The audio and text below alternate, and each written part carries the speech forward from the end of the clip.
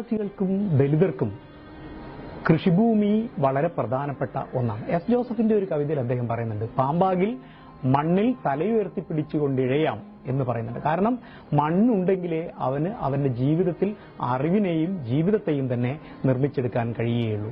മണ്ണില്ലാതെ, ഭൂമിയില്ലാതെ ദലിതർക്ക് അവരുടെ ചരിത്രത്തിലൂടെ രൂപപ്പെട്ട അവരുടെ മനുഷ്യവികാസത്തെ മുന്നോട്ട് കൊണ്ടുപോകാൻ കഴിയില്ല. രേണുകുമാർ അദ്ദേഹത്തിന്റെ ഒരു കവിതയിൽ പറയുന്നു, രേണുകുമാർ പറയുന്നത്, ഒരു തരി മണ്ണ് കാൽച്ചുവെട്ടിലുണ്ടെങ്കിൽ ഭൂമിയിൽ നിവർന്നു നിൽക്കാൻ കഴിയും എന്നാണ്. അധസ്ഥിതന്, ദലിതന് ഭൂമിയിൽ നിവർന്നു നിൽക്കാൻ കഴിയണമെങ്കിൽ അവന്റെ കാൽച്ചുവെട്ടിൽ മണ്ണുണ്ടാവണം. അങ്ങനെ മണ്ണില്ലാത്തത് കൊണ്ടാണ് അവന്റെ വിഭവങ്ങളെ ഇന്ത്യയിലും പ്രത്യേകിച്ച് കേരളത്തിലും അതൊരു ക്യാപിറ്റലായി, സാംസ്കാരിക മൂലധനമായോ അല്ലെങ്കിൽ സിംബോളിക് ക്യാപിറ്റലായോ മാറാത്തത്. സിംബോളിക് ക്യാപിറ്റൽ ഉള്ളത് മുഴുവൻ സവർണ ജനവിഭാഗത്തിനാണ്. ബ്രാഹ്മണൻ എന്ന് പറയുന്ന അതേ അവസ്ഥയിൽ, അല്ലെങ്കിൽ സവർണൻ എന്ന് പറയുന്ന അതേ മാത്രയിൽ നമുക്ക് അയാൾക്ക് ജ്ഞാനത്തിന്റെ അധിപതിയായിത്തീരുന്നു, ഭൂവുടമസ്ഥനായിത്തീരുന്നു, സാമൂഹ്യാധികാരങ്ങളുടെ കേന്ദ്രമായിത്തീരുന്നു. ബ്രാഹ്മണൻ എന്നോ സവർണൻ എന്നോ വാക്ക് ഉപയോഗിക്കുന്നു. അതുകൊണ്ടാണ് കേരളത്തിൽ ഒട്ടുമിക്ക സവർണ വിഭാഗങ്ങളും അവരുടെ പേരുകളുടെ കൂടെ ജാതി ചേർക്കുന്നത്. ഈ സിംബോളിക് ക്യാപിറ്റൽ ഈ പേര് പറയുന്നതോടുകൂടി അവർക്ക് സ്വായത്തമായി തീരുന്നു എന്നതുകൊണ്ടാണ്. അതേസമയം അധസ്ഥിത കീഴാള ദലിതന് ഒരിക്കലും ഈ സിംബോളിക് ക്യാപിറ്റൽ ഇല്ലാത്തത് അവന്റെ വിഭവങ്ങൾ, അവന്റെ ക്യാപിറ്റലിനെ പൊതുസമൂഹം ക്യാപിറ്റലായി, ജ്ഞാനമായി അംഗീകരിക്കാത്തത് കൊണ്ടുകൂടിയാണ് എന്നുള്ളത് വളരെ പ്രധാനപ്പെട്ട ഒരു കാര്യമാണ്. അതുകൊണ്ട് താത്വികമായി എക്സ്ക്ലൂഡ് ചെയ്യപ്പെടുകയാണ് നമ്മുടെ ജ്ഞാനലോകത്ത് നിന്ന് ദലിതർ. കാരണം എന്താണ്? കാരണം അവന്റെ കാലിനടിയിൽ ഭൂമിയോ മണ്ണോ സ്വന്തമായി ഇല്ല എന്നുള്ളതാണ്. അവർ നമ്മുടെ 57 മുതൽ വരുന്ന നമ്മുടെ ഭൂപരിഷ്കരണത്തിലെല്ലാം അവർക്ക് മിച്ച ഭൂമിയോ 2 സെന്റ് സ്ഥലമോ 4 സെന്റ് സ്ഥലമോ അല്ലെങ്കിൽ ഹരിജൻ കോളനികളോ അല്ലെങ്കിൽ കോളനികളോ ആണ് അവന് ലഭ്യമായിട്ടുള്ളത്. എന്താണ് ഇതിനർത്ഥം? അവന് ഭൂമിയിൽ കൃഷി ചെയ്യുന്നവനായല്ല അവനെ പരിഗണിച്ചത്, അവനെ പാർശ്വവൽകൃതനായി, അവനെവിടെയെങ്കിലും താമസിച്ചോട്ടെ എന്ന മട്ടിൽ പാർശ്വവൽകൃതനായാണ് നമ്മുടെ പൊതുസമൂഹം, ബ്രാഹ്മണ ജ്ഞാന കേന്ദ്രിതമായ പൊതുസമൂഹം അവരെ പരിഗണിച്ചത് എന്നുള്ളത് കൊണ്ടാണ് ദീർഘകാലമായ കാർഷിക ചരിത്രമുള്ള, ദീർഘകാലമായ ജൈവ ചരിത്രമുള്ള ഒരു ജനതയെ 2 സെന്റിലേക്കും 4 സെന്റിലേക്കും അവനെ ഒതുക്കിക്കളഞ്ഞതിന് കാരണം ഈ ജ്ഞാനത്തെ പൊതുസമൂഹം പരിഗണിക്കുന്നില്ല എന്നുള്ളത് കൊണ്ടാണ്.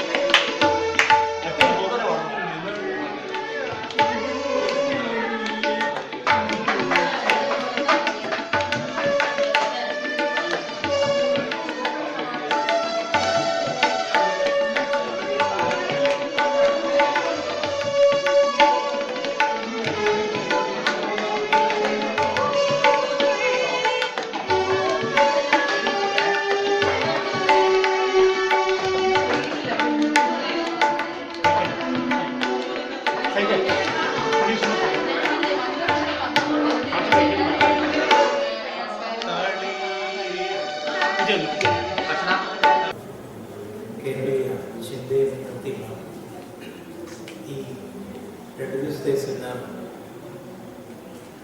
എന്താണ് ചിന്ത എന്നതിനെ സംബന്ധിച്ച ഏതാണ്ടൊരു ഈ അവസാന സെഷനാകുമ്പോഴേക്കും വന്നിട്ടുണ്ടാവും എന്ന് തന്നെ ഞാൻ വിചാരിക്കുന്നു.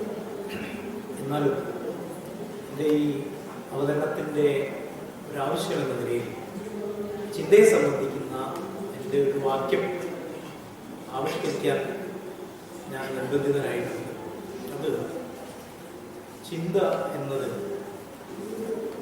ഭൗതിക വ്യവഹാര മണ്ഡലങ്ങളുടെ ഉൽപ്പന്നവും ഉപാധിയുമാണ് എന്നാണ് ഞാൻ വിചാരിക്കുന്നത്. ചിന്ത ഭൗതികേതരമായ എന്തോ ഒരു മനുഷ്യാവിഷ്കാരമാണെന്ന് ഞാൻ വിചാരിക്കുന്നില്ല.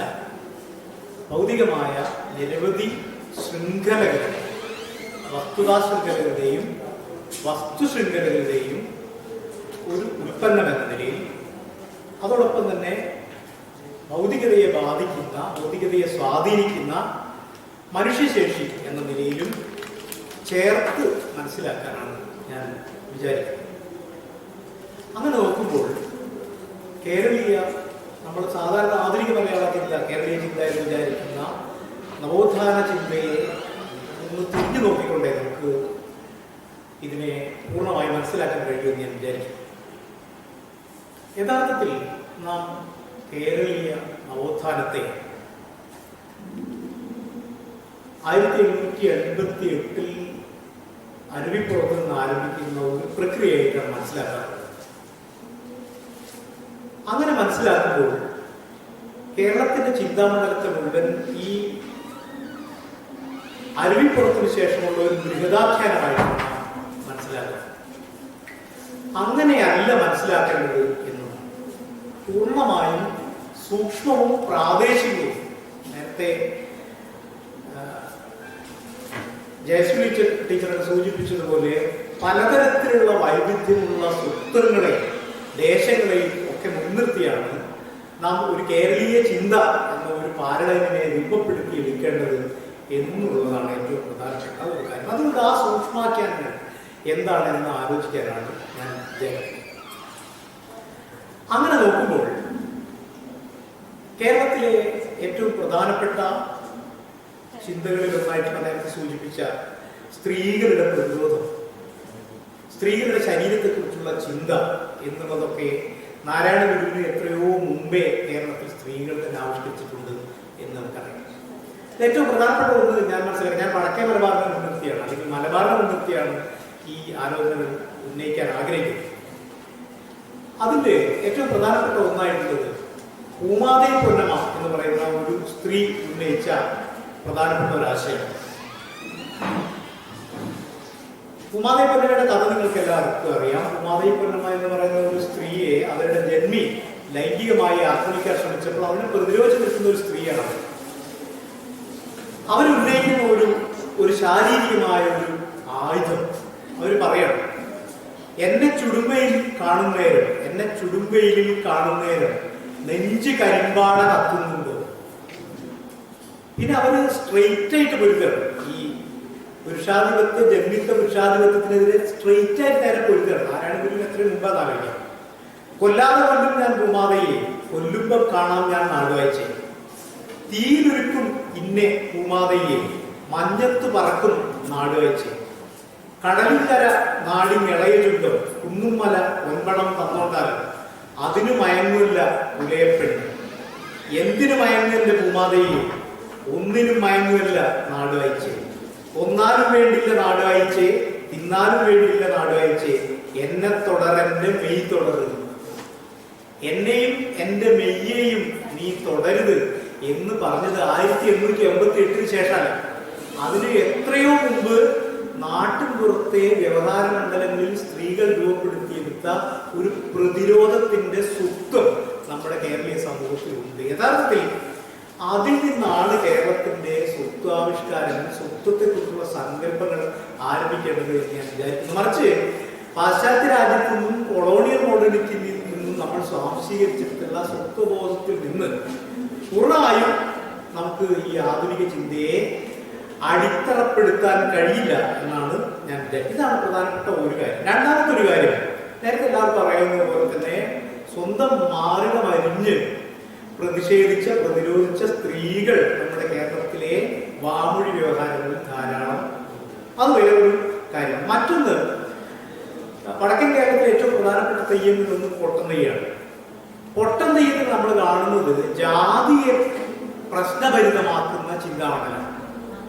ജാതിയെ പ്രശ്നഭരിതമാക്കുന്ന ചിന്താമണ്ഡലം എന്ന നിലയിൽ നമ്മുടെ ചോരയെല്ലാം ഒന്നാണ്, നിങ്ങളെ തൊട്ടാലും എന്നെ തൊട്ടാലും ഒരേ ചോരയാണ് എന്ന് പറയുന്ന ഒരു ജ്ഞാനമണ്ഡലം വികസിച്ച് വരുന്നത്.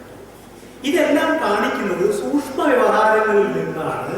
നേരത്തെ ഞാൻ സൂചിപ്പിച്ച 858 മുതൽ ആരംഭിക്കുന്ന ഒരു ബൃഹദാഖ്യാനത്തിൽ നിന്നല്ല നമ്മുടെ യഥാർത്ഥത്തിലുള്ള കേരളീയ വ്യവഹാരമണ്ഡലം ആരംഭിക്കുന്നത് എന്നാണ് ഞാൻ പറയാൻ ആഗ്രഹിക്കുന്ന ഒരു കാര്യം. മറ്റൊന്ന്, നമ്മൾ നോക്കി ഇതിനു മുമ്പ് 888 ആരംഭിച്ചു എന്ന് നമ്മൾ പറയുന്ന കേരളത്തിന്റെ ചിന്താ പദ്ധതിക്ക് എത്രയോ മുമ്പാണ്. അതിന് എത്രയോ മുമ്പ് കേരളത്തിൽ ഒരു കൊളോണിയൽ മോഡേണിറ്റിയുടെ ഒരു മിഷനറി പാരമ്പര്യം നമുക്ക് ഉണ്ടായിരുന്നു എന്ന് നമുക്കറിയാം. അവര് 1841 തന്നെ മലബാറിൽ ഇംഗ്ലീഷ് സ്കൂൾ സ്ഥാപിക്കുന്നുണ്ട്. അവിടെ ആരോഗ്യരംഗത്ത് അവർ പ്രവർത്തനം ആരംഭിച്ചിട്ടുണ്ടായിരുന്നു. ലോകത്തെ പുസ്തകത്തിൽ പറയുന്നത് പോലെ 850 അവിടെ ക്ലിനിക്കുകൾ ആരംഭിച്ചിരുന്നു, ആരോഗ്യ ക്ലിനിക്കുകൾ അവർ മലബാറിൽ ആരംഭിച്ചിരുന്നു എന്ന് നമുക്ക് അറിയാം. അതുകൊണ്ട് അവരുണ്ടാക്കിയ സ്കൂളുകളിൽ അയിത്ത് അവര് പാലിച്ചിട്ടില്ല. അതുകൊണ്ട് അയിത്തം ഇല്ലാത്തതുകൊണ്ട് കൂടുതൽ ആളുകൾ മതപരിവർത്തനത്തിലേക്ക് പോയി. അയിത്തം ഇല്ലാത്ത ഒരു സമൂഹത്തിൽ എത്തിപ്പെടുക എന്നതുകൊണ്ട് മതപരിവർത്തനം ശാരീരികമായ ഒരു വിമോചനമായി അവരെടുത്തു. അതുകൊണ്ട് കേരളത്തിൽ ധാരാളം ആളുകൾ അക്കാലത്ത് ശാരീരികമായ വിമോചനം എന്ന നിലയിൽ ഒരു മതപരിവർത്തനത്തെ സ്വീകരിക്കുകയുണ്ടായി. അങ്ങനെ ഇസ്ലാം മതപരിവർത്തനത്തിന്റെ ഒരു കണക്ക് വില്യം ലോഗൻ കൊടുത്തിട്ടുണ്ട്. എന്താ കണക്ക്? 1871 1889 ഇടയിൽ വലിയ തോതിൽ ചെറുമരായിട്ടുള്ള ആളുകൾ ഇസ്ലാം മതം സ്വീകരിച്ചു. മാത്രമല്ല, മറ്റൊരു പ്രധാനപ്പെട്ട സാമൂഹിക കാര്യം നമ്മൾ ആലോചിക്കുന്നത്, ഈ ഘട്ടത്തിൽ സാമൂതിരി തന്നെ ഒരു ഹിന്ദു കുടുംബത്തിൽ നിന്ന് 2 പേരെങ്കിലും ഇസ്ലാം മതം സ്വീകരിക്കണമെന്ന് നിബന്ധന വെച്ചു. ഒരു ഹിന്ദു കുടുംബത്തിൽ നിന്ന് 2 പേരെങ്കിലും, ചുരുക്കിയത് 30 കുടുംബത്തിൽ നിന്ന് ഇസ്ലാം മതം സ്വീകരിക്കണമെന്ന് പറഞ്ഞു. എന്താ കാരണം എന്ന് ചോദിച്ചാൽ, നാവികപ്പട ശക്തമാക്കുന്നത് ഇസ്ലാമുമായി ബന്ധപ്പെട്ട ഒരു വിഭാഗമായതിനാൽ നാവികപ്പട ശക്തമാക്കാൻ വേണ്ടിയാണ് യഥാർത്ഥത്തിൽ ഇസ്ലാം മതം സ്വീകരിക്കണമെന്ന് പറഞ്ഞു. അപ്പൊ അതിന്റെ അർത്ഥം എന്താണ്? അതിന്റെ അർത്ഥം നേരത്തെ തന്നെ പ്രധാനമായി തീരുന്ന ഒരു വ്യവഹാര മണ്ഡലം കേരളത്തിൽ രൂപപ്പെട്ടു വരുന്നത് പല കാരണങ്ങളുണ്ട്. ഞാൻ നേരത്തെ സൂചിപ്പിച്ചതുപോലെ വാമൊഴിയിലും സാമൂഹ്യ വ്യവഹാരങ്ങളിലും സ്ത്രീകൾ ഉൾപ്പെടെയുള്ള ആളുകൾ സ്വന്തം ശരീരം സംരക്ഷിക്കാനായി എടുത്തിട്ടുള്ള പ്രതിരോധത്തിന്റെ സൂചന. രണ്ടാമത് മതപരിവർത്തനവുമായി ബന്ധപ്പെട്ട് ധാരാളം ആളുകൾ ശരീരത്തിന്റെ അസ്വാതന്ത്ര്യത്തെ ഒഴിവാക്കാനായി മതപരിവർത്തനം നടത്തിയത്. ഈ മൂന്നാമത്തെ കാര്യം പ്രധാനപ്പെട്ടത്, ടിപ്പു സുൽത്താൻ വന്നപ്പോൾ ടിപ്പു സുൽത്താൻ ജന്മിമാരുമായിട്ടുള്ള സംസാരിച്ചു. ടിപ്പു സുൽത്താൻ സംസാരിച്ചത് അവിടുത്തെ കൃഷി ചെയ്യുന്ന ആളുകളെയാണ്, കൃഷിക്കാരെയാണ്. കാരണം കൃഷിക്കാർക്ക് മാത്രമേ ഭൂമിയെ കുറിച്ചുള്ള അറിവുണ്ടായി. കൃഷിക്കാർക്ക് ഭൂമിയെ കുറിച്ച് അറിവുണ്ടായിരുന്നപ്പോൾ ഭൂമിയുടെ അറിവ് എന്നുള്ളത് പ്രധാനപ്പെട്ട ഒന്നായി കേരളത്തിൽ നിലനിന്നിരുന്നു. അതാണ് ഏറ്റവും പ്രധാനപ്പെട്ട കാര്യം. ഭൂമിയെ സംബന്ധിക്കുന്ന അറിവ് എന്തായിരുന്നു, അല്ലെങ്കിൽ എന്തിനെയാണ് നാം അറിവ് എന്ന് പറഞ്ഞുകൊണ്ടിരിക്കുന്നത്. ബ്രൂണോ ലാംത്വ എന്ന് പറയുന്ന പ്രസിദ്ധനായ ഒരു ചിന്തകൻ, അദ്ദേഹം പറയുന്നത്, ഒരു വസ്തുവിന്റെ വസ്തുത്വം എന്ന് പറയുന്നത് വസ്തുവിൽ മാത്രം അന്തർലീനമായിട്ടുള്ള ഒന്നല്ല, അത് പുറത്തുള്ള നിരവധി സാമൂഹ്യ മാറ്റങ്ങളിലൂടെ നിർമ്മിക്കപ്പെടുന്ന ഒന്നാണെന്നാണ് ലാംത്വയുടെ അഭിപ്രായം. അദ്ദേഹം പറയുന്ന ഒരു ഉദാഹരണം, യൂറോപ്പിൽ താക്കോല്, ഹോട്ടലിൽ പോയിട്ടുള്ള ആളുകൾ താക്കോല് കൊടുക്കുമ്പോൾ താക്കോൽ എല്ലാവരും കളയും. ഹോട്ടലിൽ പോയിട്ട് നമ്മൾ താക്കോൽ എടുത്ത്, താക്കോൽ ചെറുതായിരുന്നു, താക്കോൽ പോക്കറ്റ് വെച്ച് പോയി എവിടെയെങ്കിലും കളഞ്ഞ് തിരിച്ചു വന്ന് വീണ്ടും കൗണ്ടറിൽ താക്കോൽ ചോദിക്കും.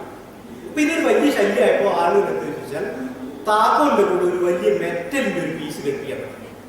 അപ്പൊ മെറ്റലിന്റെ പീസ് ഘടിപ്പിക്കാൻ തുടങ്ങിയപ്പോൾ ആളുകൾ പുറത്തു പോകുമ്പോൾ താക്കോൽ കൊണ്ടുപോകാൻ കഴിയില്ല, താക്കോൽ കൗണ്ടറിൽ തന്നെ.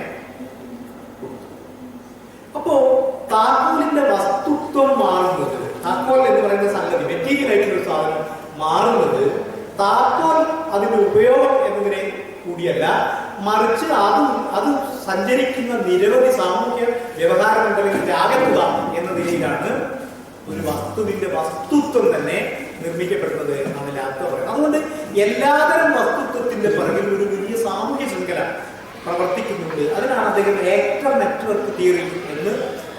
ഈ സാമൂഹ്യ ശൃംഖല സിദ്ധാന്തമാണ് വസ്തുവിന്റെ വസ്തുത്വത്തെ പോലും നിർമ്മിക്കുന്നത് എന്നാണ് അദ്ദേഹത്തിന്റെ അഭിപ്രായം. അതുകൊണ്ട് ഭൂമി എന്നുള്ളത് ഒരു ഉടമസ്ഥതയുള്ള കാര്യമാണ് എന്ന് ടിപ്പുവാണ് കേരളത്തിൽ ആദ്യം തന്നെ നമ്മെ ബോധ്യപ്പെടുത്തിയ ഒരു കാര്യം. അതുകൊണ്ട് ഭൂമി ഒരു അസറ്റാണ്, നിങ്ങളുടെ ഉടമസ്ഥതയിലുള്ള ഒരു സംഗതി. അതായത് ഭൂമി എന്ന് പറയുന്നത് ബ്രഹ്മസ്വവും ദേവസ്വവുമായി പരന്നു കിടക്കുന്ന കൃഷിക്ക് ഉപയുക്തമായ ഒരു പ്രതലം മാത്രമായിരുന്നു, ഒരു ആധാരം മാത്രമായിരുന്നു. അതുകൊണ്ടാണ് നമ്മൾ അതിന് ആധാരം എന്ന് പറയുന്നത്. ആധാരം മാത്രമായിരുന്നു. പിന്നീട് അത് ഒരു ഉടമസ്ഥാവകാശത്തിലേക്ക് വരുന്നതിന്റെ ആദ്യ സ്വരൂപം ടിപ്പുവാണ് കേരളത്തിൽ ഭൂമിയെക്കുറിച്ചുള്ള ഒരു ഉടമസ്ഥാവകാശത്തിന്റെ ഒരു സംഗതി മലബാറിലേക്ക് പ്രധാനമാക്കി. അതോടൊപ്പം തന്നെ ടിപ്പു 700 ആലോചിക്കണം. അതോടൊപ്പം തന്നെ ടിപ്പു കേരളത്തിലെ ഏറ്റവും ആദ്യത്തെ റോഡ് നിർമ്മിച്ചത് ടിപ്പു സുൽത്താനാണ്. റോഡ് കോഴിക്കോട് നിന്ന് വയനാട്ടിലേക്കും ഇതര പ്രദേശങ്ങളിലേക്കുള്ള വലിയ റോഡുകളുടെ വ്യൂഹം ടിപ്പു നിർമ്മിച്ചു. റോഡുകൾ നിർമ്മിച്ചെടുത്തുള്ളത് റോഡുകളുടെ മാത്രം കാര്യമല്ല, അതാണ് ഞാൻ പറഞ്ഞതിന്റെ സൂക്ഷ്മാംശം. റോഡുകൾ 10,000-കണക്കിന് മനുഷ്യർ ജോലി ചെയ്യുന്ന ഒരു ഇടമായി റോഡ് നിർമ്മാണം മാറി. അപ്പൊ എന്താ സംഭവിക്കുക? ആളുകൾ മുഴുവൻ ചലനാത്മകതയുള്ള ഒരു ജഡമായി കിടന്നിരുന്നതിന് പകരം ചലനാത്മകമായ ഒന്നായിട്ട് കേരളീയ സമൂഹത്തെ അല്ലെങ്കിൽ മലബാറിലെങ്കിലും സമുദായത്തെ മാറ്റിയെടുത്തു എന്നുള്ളതാണ്. ജാതി മതേതരമായി റോഡ് പണിക്കാർ എന്നൊരു പുതിയ സമ്പർക്കം, ഒരു പുതിയ സാമൂഹ്യ ശക്തി കേരളത്തിൽ മലബാറിൽ രൂപപ്പെട്ടുള്ളത് ടിപ്പുവിന്റെ റോഡ് നിർമ്മാണവുമായി ബന്ധപ്പെട്ടാണ്. അതുകൊണ്ട് ആ തരത്തിൽ ചലനാത്മകമായി ജഡമായി കിടന്നിരുന്ന ഒരു ഫ്യൂഡൽ സൊസൈറ്റിയെ ചലനാത്മകമായ ഒരു സൊസൈറ്റിയാക്കി മാറ്റിയെടുത്തു എന്നുള്ളതാണ് ടിപ്പുവിന്റെ കേരളത്തിൽ നൽകിയ അദ്ദേഹത്തിന്റെ ഏറ്റവും പ്രധാനപ്പെട്ട സംഭാവനകൾ. അതുകൊണ്ട് ആ തരത്തിൽ ഒരു കേരളീയ സമൂഹത്തെ, കേരളീയ ചിന്തയെ നിർമ്മിച്ചെടുക്കുന്നതിൽ ടിപ്പുവിന്റെ പങ്ക് വളരെ പ്രധാനപ്പെട്ട ഒന്നാണ്. അതുകൊണ്ടാണ് പി കെ ബാലകൃഷ്ണൻ അദ്ദേഹത്തിന്റെ ടിപ്പു സുൽത്താൻ എന്ന് പറയുന്ന പുസ്തകത്തിൽ പറയുന്നത് മൈസൂരിന്റെ ഭരണം കേരളത്തിലെ ഒരു വലിയ സാമൂഹ്യ പ്രവർത്തനമായിരുന്നു എന്നാണ് പി കെ ബാലകൃഷ്ണൻ ഉദ്ദേശിച്ചിട്ടുള്ള ഏറ്റവും പ്രധാനപ്പെട്ട കാര്യം. ഇതൊരു സാമൂഹ്യ പ്രവർത്തനമാണ്. റോഡ് നിർമ്മാണം, കേരളത്തിലെ ഭൂമിയുടെ ഉടമസ്ഥാവകാശം ഉണ്ടാക്കുക എന്നതൊക്കെ ഒരു സാമൂഹ്യ പ്രവർത്തനമായിട്ടാണ് അദ്ദേഹം കണ്ടിട്ടുള്ളത്. ഞാൻ പറഞ്ഞത് മലബാറിലെങ്കിലും ഇങ്ങനെ തൊഴിൽ, അതുമായി ബന്ധപ്പെട്ട ചലനാത്മക സമൂഹം, അതുമായി ബന്ധപ്പെട്ട പ്രതിരോധങ്ങൾ, ഇങ്ങനെയൊക്കെ രൂപീകരിക്കുന്നത് ഒരു ഏറ്റവും ചുരുങ്ങിയ അർത്ഥത്തിൽ 888 വളരെ മുമ്പുള്ള ഒരു സാമൂഹ്യ ചലനങ്ങളിൽ നിന്നാണ്. ഇങ്ങനെ സൂക്ഷ്മമായ സാമൂഹ്യ ചലനങ്ങളിൽ നിന്നാണ് യഥാർത്ഥത്തിൽ കേരളത്തിന്റെ പൊതുവ്യവഹാര മണ്ഡലങ്ങൾ നിർമ്മിക്കപ്പെടുന്നതെന്നാണ് ഞാൻ പറഞ്ഞതിന്റെ ഏറ്റവും പ്രധാനപ്പെട്ട കാര്യം. അല്ലാതെ 888 തുടങ്ങുന്ന ഒരു സവിശേഷമായ അരുവിപ്പുറം പ്രതിഷ്ഠയിൽ നിന്നല്ല നമ്മുടെ കേരളത്തിന്റെ ചിന്ത ആരംഭിക്കുന്നത് എന്നാണ് പ്രാഥമികമായ കാര്യം. മറ്റൊരു പ്രധാനപ്പെട്ട കാര്യം നോക്കിയാൽ രണ്ടാമത്തെ നവോത്ഥാനത്തിന്റെ സന്ദർഭം, നവോത്ഥാനത്തിൽ ഏറ്റവും പ്രധാനപ്പെട്ട ഒരു രണ്ടാമത്തെ ആശയം എന്നുള്ളത് തൊഴിലടിമത്തത്തിൽ നിന്ന് തൊഴിലാളിയായി സമൂഹം മാറുന്ന ഘട്ടമാണ്. എന്താണ് തൊഴിലടിമത്തത്തിൽ നിന്ന് തൊഴിലാളിയായി? ഇത് വേറെ തരത്തിൽ നോക്കുമ്പോഴാണ് അങ്ങനെ കാണാൻ പറ്റുന്നത്. വേറെ തരത്തിൽ നോക്കുമ്പോഴേ നമുക്ക് സമൂഹത്തെ ഇങ്ങനെ കാണാൻ പറ്റും. നമ്മളിങ്ങനെ സ്റ്റീരിയോ ടൈപ്പ് ആയിട്ടുള്ള ചരിത്രം നോക്കി വരുമ്പോൾ നമുക്കിത് വളരെ വിചിത്രമായി തോന്നുന്ന അഭിപ്രായങ്ങളാണ്. ഞാൻ വേറെ തരത്തിൽ നോക്കാൻ ശ്രമിക്കുന്നു എന്നേ ഉള്ളൂ. തൊഴിലടിമത്തത്തിൽ നിന്നുള്ള മോചനമായിട്ടാണ് നമ്മൾ നവോത്ഥാനത്തെ സാധാരണഗതിയിൽ നമ്മൾ കാണേണ്ടത്. ഇപ്പം ഏറ്റവും പ്രധാനപ്പെട്ട ഒരു കാര്യം നോക്കിയാൽ തോട്ടിൽ നിന്ന് തൊഴിലാളിയിലേക്ക് ഉള്ള മാറ്റമാണ് യഥാർത്ഥത്തിൽ. അപ്പോൾ നവോത്ഥാനത്തിന്റെ കേന്ദ്രം എന്നുള്ളത് തൊഴിലിലുള്ള വിമോചനമാണ്. ഇതാണ് ഏറ്റവും പ്രധാനപ്പെട്ട കാര്യം. കയറിയിരിക്കുന്ന മനുഷ്യരെ കയർത്തൊഴിലാളികളാക്കി മാറ്റാനുള്ള ശ്രമമാണ് നവോത്ഥാന ഘട്ടത്തിൽ നടന്നിട്ടുള്ള ഒരു കാര്യം. വാഗ്ബടാനന്ദനിൽ നിന്നാണ് നൂരാനന്ദൻ സൊസൈറ്റി എന്ന് പറയുന്ന കേരളത്തിലെ ഏറ്റവും വലിയ കോൺട്രാക്ടേഴ്സ് ഉണ്ടായിരുന്നത് നമ്മൾ ആലോചിക്കും. വാഗ്ബടാനന്ദൻ നവോത്ഥാനാനന്തര കാലത്ത് വടക്കേ മലബാറിൽ നിർമ്മിച്ചെടുത്ത ഒരു ചെറിയ ലേബർ ബാങ്കാണ് ഇന്ന് നമ്മൾ നൂരാനന്ദൻ സൊസൈറ്റി എന്ന് പറയുന്ന വലിയ കൺസ്ട്രക്ഷൻ സൊസൈറ്റിയായി മാറിയത്. ഞാൻ പറഞ്ഞത് വ്യവസായത്തെ, നമ്മുടെ മനുഷ്യാധാരത്തെ മോഡേണൈസ് ചെയ്യാനുള്ള ശ്രമമാണ് യഥാർത്ഥത്തിൽ നവോത്ഥാനത്തിന്റെ കേന്ദ്രമായിട്ട് നിൽക്കുന്നത്. 1938 കേരളത്തിൽ കമ്മ്യൂണിസ്റ്റ് പാർട്ടി രൂപപ്പെടുന്നത് നമുക്കെല്ലാം അറിയാം. എന്നാൽ അതിനു മുമ്പ് 1922 വടപ്പുറം പി കെ ബാബ എന്ന് പറയുന്ന ഒരാൾ തിരുവിതാംകൂർ ലേബർ സൊസൈറ്റി ഉണ്ടാക്കുകയുണ്ടായി. അദ്ദേഹം പറഞ്ഞൊരു വാക്ക് ഞാൻ പറയാം. അദ്ദേഹം പറഞ്ഞത്, നിങ്ങൾ എന്റെ കൂടെ വരും, ഞാൻ നിങ്ങളെ മനുഷ്യരാക്കാം. അതായത് നവോത്ഥാനത്തിന് ശേഷമുള്ള മനുഷ്യൻ എന്ന സങ്കല്പം തൊഴിലുമായി ബന്ധപ്പെട്ടാണ് നിർമ്മിക്കപ്പെട്ടിട്ടുള്ളത് എന്നാണ് ഞാൻ പറഞ്ഞതിന്റെ അർത്ഥം. ഈ തൊഴിലിനുള്ള വിമോചനമാണ് മനുഷ്യ വിമോചനം, സ്ത്രീകളുടെ വിമോചനം, അധസ്ഥിതരുടെ വിമോചനം എന്ന് നവോത്ഥാനം ഉന്നയിച്ചിട്ടുള്ള ഏറ്റവും കാതലായ ആശയങ്ങളിൽ ഒന്നാണ്. അങ്ങനെ ധാരാളം കാലഘട്ടത്തിൽ ചെത്ത് എന്ന് പറയുന്ന തൊഴിലില്ലാതായി പോയി, അല്ലെങ്കിൽ ചെത്ത് തൊഴിലിനെ മാറ്റിയെടുക്കാൻ ഉള്ള ശ്രമം അവര് ആരംഭിക്കുകയുണ്ടായി. അവിടെ തൊഴിലിന്റെ മോഡേണൈസേഷനാണ് മനുഷ്യ വിമോചനത്തിന്റെ ഏറ്റവും പ്രധാനപ്പെട്ട ഒരു സംഗതി എന്ന് അന്ന് നമ്മൾ വിചാരിച്ചിരുന്നു. ഇന്ന് നമ്മൾ വിചാരിക്കുന്നു. കാരണം എന്താ വെച്ചാൽ ഇപ്പൊ നാട്ടില് ചെത്തി കെട്ടുന്ന പണിക്കാര് അവര് ഗ്ലോബലൈസേഷൻ വന്നപ്പോൾ അവരുടെ പേര് മാറ്റി. ചെത്തിക്കെട്ട് തൊഴിലാളികൾ നമ്മൾ പടവയിലുകൊണ്ടിരിക്കുന്ന ആളുകളാണ്. അവരുടെ പേര് അവരിൽ നിന്ന് മാറ്റിയിട്ട് നല്ല പേരാണ് അവർ ഇട്ടത്. അവർ പുതുതായിട്ട് പേര് വാൾ ഡിസൈനേഴ്സ്, പടവ് ചെയ്യുന്ന അങ്ങനെ പേര് ഗ്ലോബലൈസേഷൻ്റെ കാലം. എനിക്ക് ഞാൻ ഉണ്ടാകാനുമ്പോൾ ഞാൻ പറയാം, നമ്മുടെ കുട്ടികളോട് ഒരു ദിവസം എംഎക്ക് ഇന്റർവ്യൂ വന്ന ഒരു കുട്ടിയോട് ഞാൻ ചോദിച്ചു, എവിടെയാണ് എന്താ അച്ഛൻ എന്താ ചോദിക്കുന്നത്? അച്ഛനൊന്നും പെൺകുട്ടിയുണ്ട്. അച്ഛൻ എന്താ ജോലി ചോദിച്ചപ്പോൾ അച്ഛനൊന്നും കിട്ടുന്നില്ല, മകളൊന്നും കിട്ടുന്നില്ല. കുറെ തവണ ചോദിച്ചപ്പോ മകള് പറഞ്ഞു മകൾ വീണ്ടും ഒന്നും കിട്ടില്ല. അപ്പൊ ഞാൻ കുറച്ചൊക്കെ ഒരു ഷാർപ്പായി ചോദിച്ചു, അച്ഛൻ എന്താണ് ജോലി എന്താ പറയാത്തത്? അപ്പോൾ അച്ഛൻ വളരെ സങ്കടത്തോടെ പറഞ്ഞു, മാഷെ എനിക്ക് ഒരു വീഡിയോ കച്ചവടമാണ്, ഞങ്ങൾ നമ്മുടെ നാട്ടിൽ പറഞ്ഞ പീഡിയ കച്ചവടം അല്ലെങ്കിൽ കടയാണ്. പക്ഷെ അവൾ ഇത് പറയാൻ സമ്മതിച്ചില്ല. അവൾ പറയുന്നത് ബിസിനസ്സാണ് എന്നാണ് അവൾ പറയുന്നത്. എന്ന് പറഞ്ഞാൽ കച്ചവടം ബിസിനസ്സായി അപ്ലിഫ്റ്റ് ചെയ്യപ്പെടുന്നു എന്നാണ് പറഞ്ഞത്. എന്ന് പറഞ്ഞാൽ നിങ്ങൾ ഒരു തൊഴിലിനെ മോഡേണൈസ് ചെയ്യുന്ന പ്രക്രിയയാണ്. ഇത് തൊഴിലിനെ ഗ്ലോബലൈസ് ചെയ്യുന്ന പ്രക്രിയയാണ്. തൊഴിലിനെ മോഡേണൈസ് ചെയ്യുന്ന പ്രക്രിയയാണ് യഥാർത്ഥത്തിൽ നവോത്ഥാന കാലത്തിന്റെ കേന്ദ്രമായി വരുന്നത് എന്നാണ് ഞാൻ പറഞ്ഞതിന്റെ. എന്നാൽ ഇത് പിന്നെ തൊഴിലിനെ മോഡേണൈസ് ചെയ്യാനുള്ള ശ്രമം പിന്നീട് നടക്കാത്തത് കൊണ്ടാണ് കേരളത്തിൽ ഇന്ന് ഇതര സംസ്ഥാന തൊഴിലാളികൾ കേരളത്തിന്റെ തൊഴിൽ മോഡേണൈസ്ഡ് അല്ലാത്ത തൊഴിലിൽ വലിയ തരത്തിൽ വരാൻ കാരണം. അതുകൊണ്ട് തൊഴിലിന്റെ മോഡേണൈസേഷന്റെ നഷ്ടമാണ്, ഇല്ലായ്മയാണ് കേരളത്തിലെ ഇതര സംസ്ഥാന തൊഴിലാളികൾ വ്യാപിക്കാനുള്ള പ്രധാനപ്പെട്ട കാരണം. അതുകൊണ്ട് ഈ മോഡേണൈസേഷൻ എന്ന് പറയുന്ന സാധനം, ഇപ്പോൾ ഫാമിംഗ് എന്ന് പറയുന്നത് ചെത്ത് ഇത്ര കാലവും നമ്മൾ റിസർച്ച് ചെയ്തിട്ട് തെങ്ങിന്റെ മുകളിൽ ശാന്തമായി കയറാൻ ഒരു ഇളനീര് പറിച്ചു കുടിക്കാനുള്ള ഒരു യന്ത്രം വികസിപ്പിക്കാൻ നമുക്ക് കഴിഞ്ഞിട്ടില്ല. അപ്പൊ തൊഴിലിന്റെ മേഖലയിലുള്ള മോഡേണൈസേഷൻ നമുക്ക് സാധ്യമല്ല. നമ്മുടെ നാട്ടിൽ കൃഷി ചെയ്യാനുള്ള ആധുനിക സംവിധാനങ്ങൾ നമ്മൾ നിർമ്മിച്ചെടുത്തില്ല. അപ്പൊ തൊഴിലിന് വലിയ പ്രാധാന്യം നൽകിയിട്ടുള്ള നവോത്ഥാനം തൊഴിലിന്റെ മോഡേണൈസേഷൻ സാധ്യമാക്കേണ്ടിയിരുന്നതിൽ നിന്ന് നമ്മൾ വിമുഖരായിത്തീരുകയും പകരം വിദ്യാഭ്യാസത്തിന് വലിയ പ്രാധാന്യം കൊടുക്കുകയും. ഇതാണ് മറ്റുള്ള ഏറ്റവും പ്രധാനപ്പെട്ട കേരളത്തിന്റെ ചരിത്രത്തെ സംബന്ധിച്ചുള്ള ഏറ്റവും വലിയ ഐറണികളിലൊന്ന് ഇതാണെന്ന് ഞാൻ വിചാരിക്കുന്നു. തൊഴിലിന്റെ മോഡേണൈസേഷൻ ഒരു സമൂഹത്തെ വിമോചിപ്പിക്കുക എന്ന ആശയത്തിന് പകരം വിദ്യാഭ്യാസമാണ് നമ്മളെ വിമോചിപ്പിക്കുക എന്ന ആശയമാണ് കേരളത്തിൽ രൂഢമൂലമായി തീർന്നത്. വിദ്യാഭ്യാസ നിശ്ചയമായ ആളുകളെ വിമോചിപ്പിക്കും എന്ന കാര്യത്തിൽ തർക്കമൊന്നുമില്ല. പക്ഷേ വിദ്യാഭ്യാസം നേടിയിട്ടുള്ള ആളാണ്, വിദ്യാഭ്യാസം നേടിയിട്ടുള്ള ഹൈദരാബാദ് സർവകലാശാലയിലെ വൈസ് ചാൻസലർ ഉൾപ്പെടെയുള്ള ആളാണ് രോഹിത് വെമുലയെ പോലുള്ള ഒരു ദിഷണാശാലിയായ മനുഷ്യരെ ഇൻസ്റ്റിറ്റ്യൂഷനിലായി കൊല ചെയ്യാൻ പ്രേരിപ്പിച്ചത് എന്ന കാര്യം നമ്മൾ ആലോചിക്കുക. അതുകൊണ്ട് വിദ്യാഭ്യാസം മനുഷ്യൻ ലിബറേറ്റ് ചെയ്യില്ല, ശരീരത്തെ ലിബറേറ്റ് ചെയ്യുന്നു എന്ന ചിന്ത പുനഃപരിശോധിക്കപ്പെടേണ്ടതുണ്ട് എന്നാണ് ഞാൻ വിചാരിക്കുന്നത്. കാരണം വിദ്യാഭ്യാസമുള്ള ഏറ്റവും വലിയ ഉന്നത സർവകലാശാലയിൽ ഇരിക്കുന്ന ആളുകൾ ശരീരം കൊണ്ടോ അവരുടെ ചിന്താശേഷി കൊണ്ടോ ലിബറേറ്റ് ചെയ്യപ്പെട്ടിട്ടില്ല എന്നുള്ളത് വളരെ പ്രധാനപ്പെട്ട കാര്യമാണ്. കാരണം എന്താണ്? തൊഴിൽ ലിബറേറ്റ് ചെയ്യപ്പെട്ടില്ല, തൊഴിൽ മോഡേണൈസ് ചെയ്യപ്പെട്ടില്ല.